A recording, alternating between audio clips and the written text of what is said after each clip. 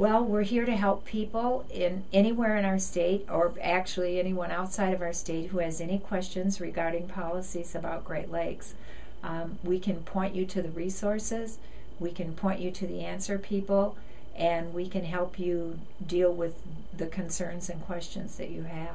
Well, right now we spend probably 90% of our time, not maybe 80% of our time dealing with Asian carp issues. Everybody wants to know about the Asian carp.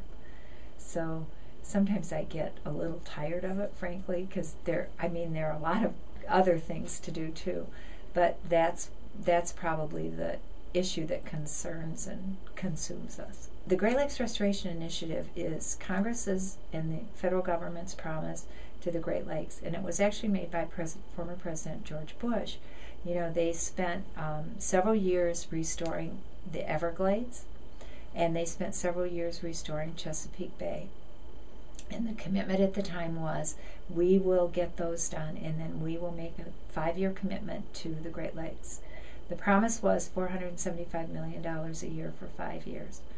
We got $475 the first year. Last year we got $350, and it looks like it's going to be a little bit less this year. So I've told my colleagues on Capitol Hill that that's okay. We understand it's a difficult time, but then instead of 5 years, we ought to go for 7 or 8, so they make up the entire amount over the time period. Diversion is going to be a huge issue going forward.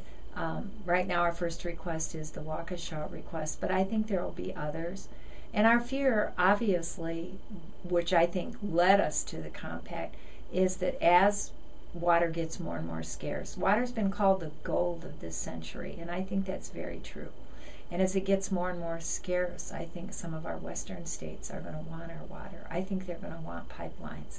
And as water gets less available, more expensive, they're going to find ways to do it that now seem like a very high cost, but eventually will probably not cost that much to pipeline to Lake Michigan.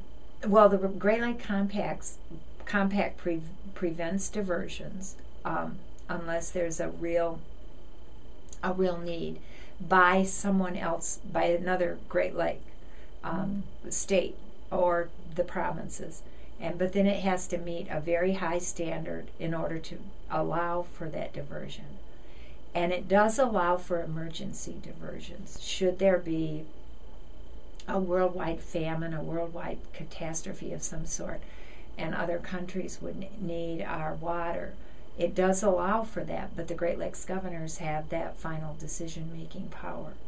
So it only allows for diversions, and that would be 100 million gallons or over, to outside of our state, to other states, if they meet all the requirements.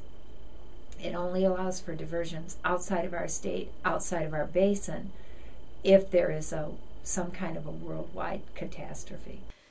This Greening of the Great Lakes vodcast is produced by Michigan State University and News Talk 760 WJR for MLive.com.